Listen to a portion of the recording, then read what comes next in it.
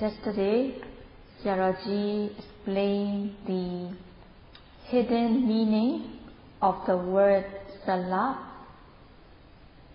So, Anapana means being free from blame or criticism. So the state of being free from blame or criticism is called Anapana. So if it is blameless, then it is praiseworthy. So if one has extreme kind of lobha, dosa, moha, extreme kind of greed, hatred and delusion, if these lobha, dosa, moha become extreme, then one will be making mistakes, transgressions and misconduct.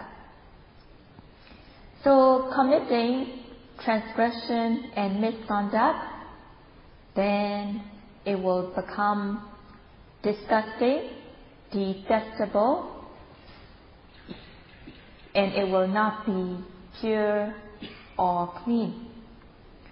So things that are not pure and clean, things that are disgusting or detestable, it can make the body, speech and mind rude, gross and crude. And also it can create suffering, it can create all sorts of problems. And then there will be state of disgusting or detestable. So yesterday, Sayadaw explained from what Sayadaw could remember, but today Sayadaw will continue to explain according to the text. In the word Kusala, it is made up of two parts, Ku and Sala. So, Ku means disgusting or detestable things that are blameful, not clean, rude, burning, gross, which can create a lot of social problems. So, if one is accepting this disgusting state or detestable state, then the person also becomes inferior. So the person who is doing these disgusting action, detestable action, then she is said to become inferior. If the person indulges in lobha, dosa, moha, greed, anger and delusion, and if one does or commits transgression by body, speech and mind, so his or her bad action, his or her evil action by body, speech and mind make the person, make the doer, the person who is not a genuine human. So these bad conduct by body, speech and mind will make the person inferior. So these are the disgusting or detestable states which can make the person inferior. So it is called kuccita or papa. So kuccita are disgusting things that make the doer of these unwholesome deeds to become inferior. If the person does not reform or shape his or her mind, then the mind will not be humane. If the person does not know to have loving kindness, metta, wanting for the welfare of others, so if the person does not have metta towards others, she will be lacking patience, forgiveness, and sacrifice, and thus there will be cruelty, and there will not be any control. So the person who is accepting this kuccita, the disgusting or detestable action, then these will make the person inferior, and the person will not have a humane mind or human knowledge. So human knowledge means patisankhana bala, power of prudence. So a person who has this human knowledge will know what is beneficial or not, what is suitable or not. And one will know what is harmful and what is beneficial. So if the person does not have this basic knowledge, then she will be lacking human knowledge, and she will become inferior. If the person is accepting delusion, then she is inferior. So this delusion, ignorance, is making the person become inferior. So ku means disgusting or detestable. The kind of action that is disgusting or detestable will make the doer become inferior. So yesterday, Saraji explained that these disgusting or detestable state or detestable action can kill the person, can kill the being. Even if the person does not die, she will lose reputation and virtue. So these disgusting things, these detestable things, can get rid of the person's reputation or virtue, so that the person will become inferior. So these detestable things are more frightening than the weapon or ammunition that can kill the people. So it is these detestable things are even more frightening than the nuclear weapon. So these detestable things can ruin one's reputation and virtue, so that the person will not have human knowledge, and the person is living in delusion. So it is called papa or manga. Papa are also the things that are disgusting or detestable, the kind of bad state, such as delusion. They are disgusting, detestable, and it can make the person inferior.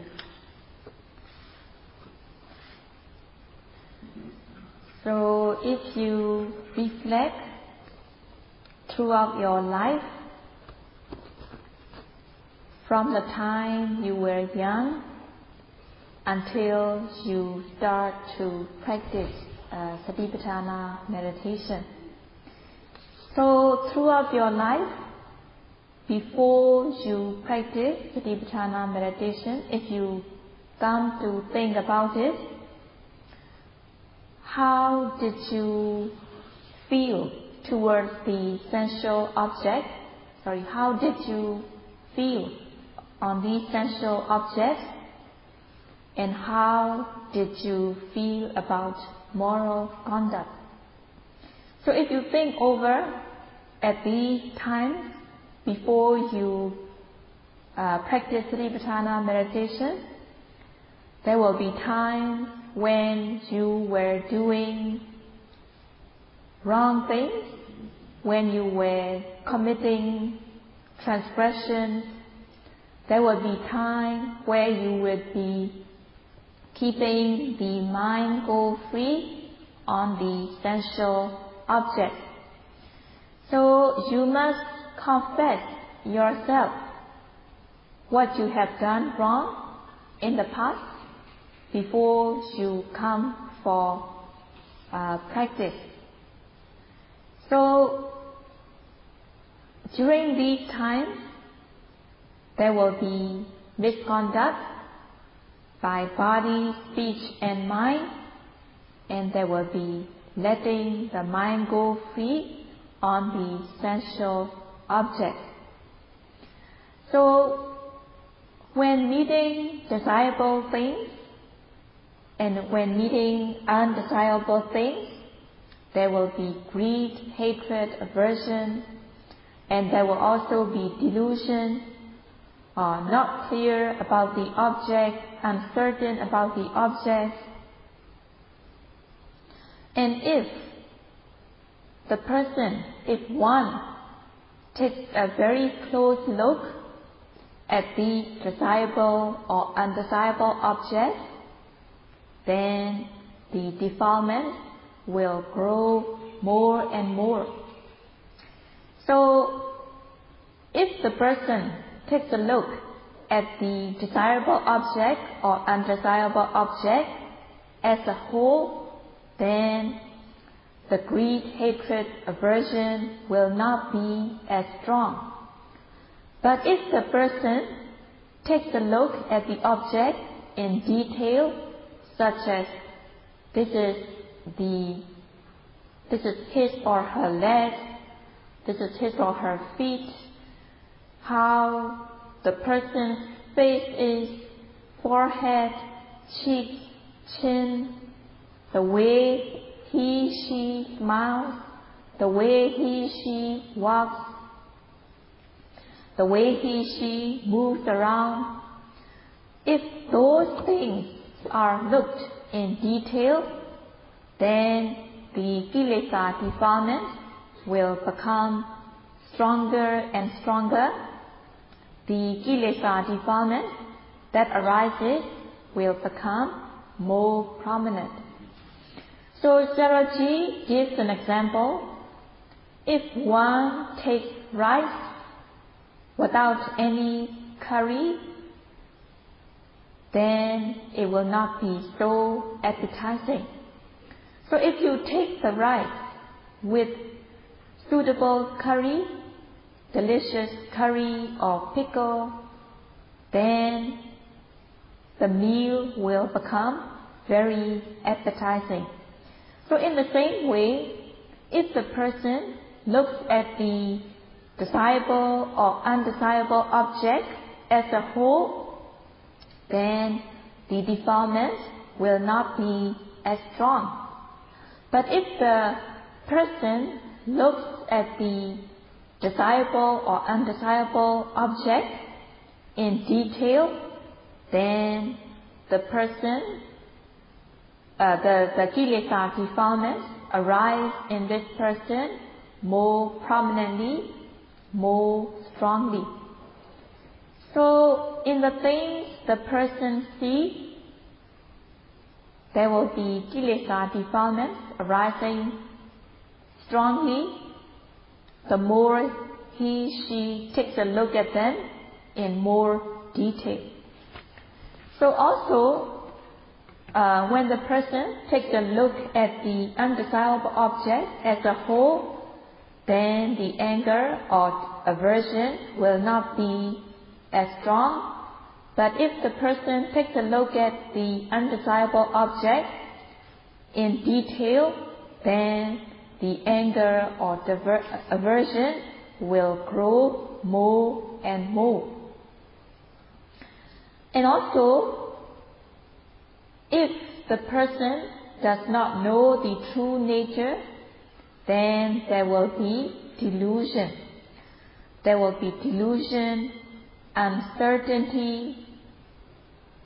So this delusion will overwhelm the person. So every time when seeing, hearing, smelling, tasting, touching, and so on, if the person is not mindful, then the defilements are arising by leaps and bounds. So whenever one thinks back of the olden days before the person starts to practice Vipassana meditation, one can imagine how his or her life would be filled with these defilements. So the unwholesome state has been arising very firmly in the person. So in order to overcome these unwholesome states, ordinary kind of force is not enough. So one should have a lot of strength in order to take it out. So just as Laraji explained yesterday, when a pillar is posted firmly on the ground, if one pull it out with weak force, then the pillar will not come off. So what the person has to do is to loosen, to make the pillar become loosened with great force, and then take it out with great force so that the pillar will come off. So in the same way, when the person is trying to pull out the unwholesome state that has been following throughout one's life, one cannot pull it off with weak force because it has been rooted very firmly. So it will take a strong force in order to make it loosen, and once it becomes loosened, one can pull it off easily.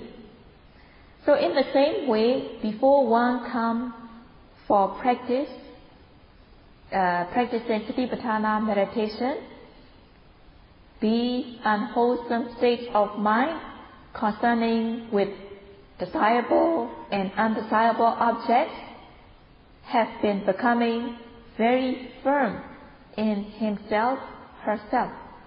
So in order to pull it off, ordinary kind of force is not enough. One needs to energize, one needs to strengthen, and only with great force one can pull it off. One has to loosen it first.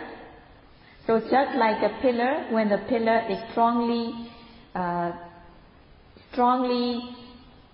in the ground, one needs to dig the earth in order to make it loosen and finally pull it off. So in the same way, unwholesome state of mind that is deeply rooted firmly in oneself, one needs to loosen it first and then pull it off. So in Pali it is called Chalayanti, Kantanti, Vidansanti. One needs to make it loosen, one needs to make it very much loosen, and then one needs to dispel or abandon them. So these disgusting or inferior states should be loosened and then it should be pulled out. So yogis are asked to note the rising and falling of the abdomen and also other objects, so that the yogi can make these unwholesome states loosen, and then these unwholesome states, disgusting, detestable states, could be pulled out completely by practicing Satipatthana meditation.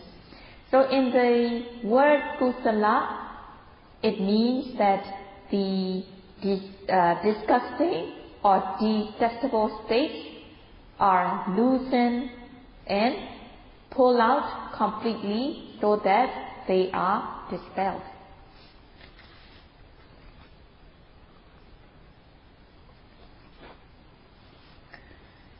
So these Papa Dhamma, Akusala Dhamma, these unwholesome states, has been rooted very firmly throughout one's life, throughout one mind. So ordinary kind of force, ordinary kind of strength is not enough in order to dispel them. So one needs physical strength, one needs physical strength, physical energy, such as good health, and especially one needs spiritual strength, spiritual energy, in order to dispel these unwholesome states. And Buddha himself mentioned of 7 kinds of power, or 7 kinds of strength, in order to develop the mind and the knowledge. So by putting these mental strength, mental power in the mind to make them strong, then one can go on with practicing the wholesome deeds. So these 7 kinds of power or 7 kinds of strength are: the first one is Saddha Pala, power of faith and confidence, and Viriya, power of courage or bravery, and the third one is Satipala, power of strength, of sustained mindfulness, and Samadhi-pala, power or strength of collectedness of mind, and Panya-pala, power of knowledge, and Hiri, power of strength, of moral shame, having shame that the disgusting or detestable states will arise in oneself. So it is also another power or another strength. And Uddhapa is moral fear, having fear that these disgusting or detestable states will arise in oneself. So this moral fear is also one of the power or strength. So when the person has these 7 kinds of power or strength, then his or her practice will become successful. In Burmese, practicing is said in a way that one should pull out or pull off the strength. So it is called practicing. So practicing is pulling out one's strength.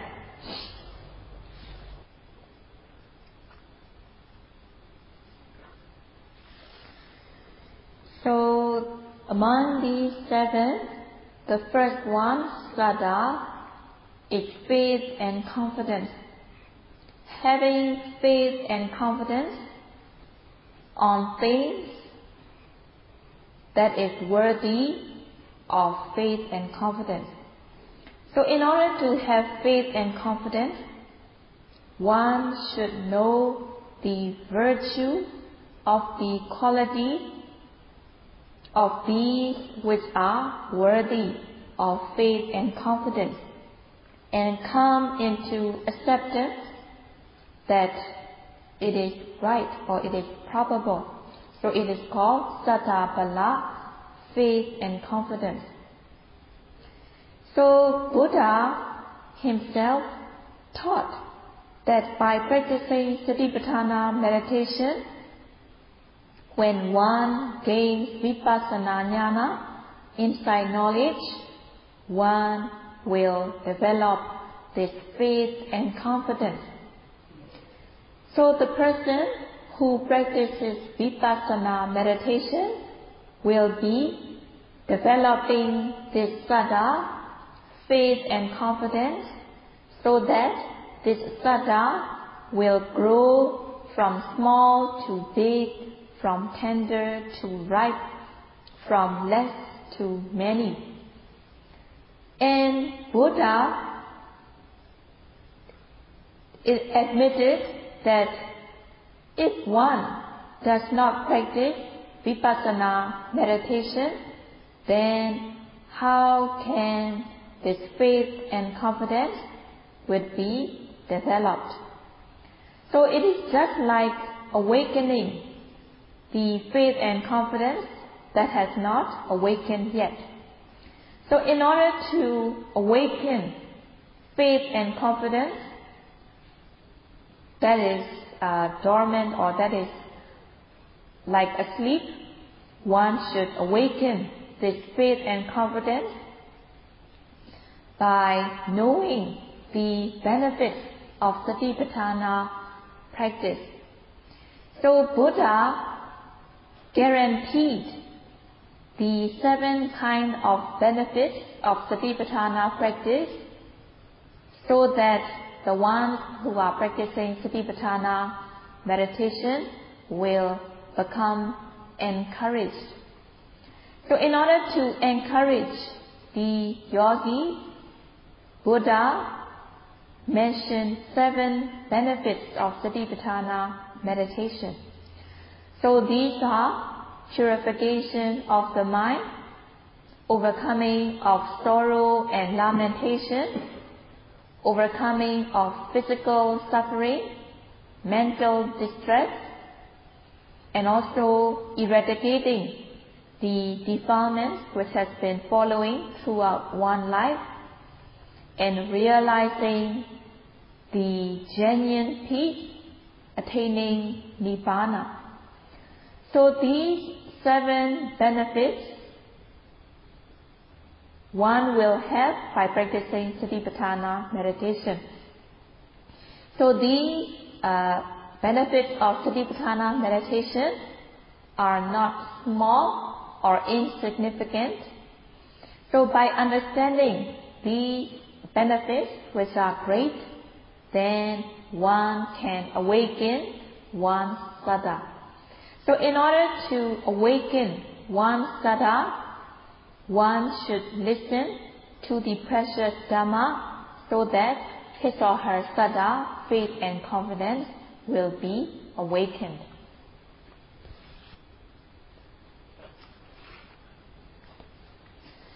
So practicing Satipatthana meditation is forming, shaping, molding one's body, speech and mind, so that the body, speech and mind will be blameless, it will be free from suffering, peaceful, gentle and lovable. So if the person is said to make his or her body, speech and mind blameless, pure, clean and gentle, then there is going to be sasana sampatti. The person is fulfilling the Buddhist culture within himself or herself. So in order to have this sasana sampatti, in order to fulfill this Buddhist culture within himself, herself, there are two factors needed. The first one is sadhuka savana, and the second one is sadhuka manasikara.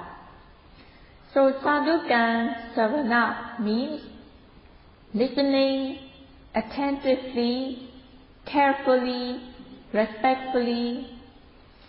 So when listening to the instruction of practice, when listening to the Dhamma talk, one should listen attentively, respectfully.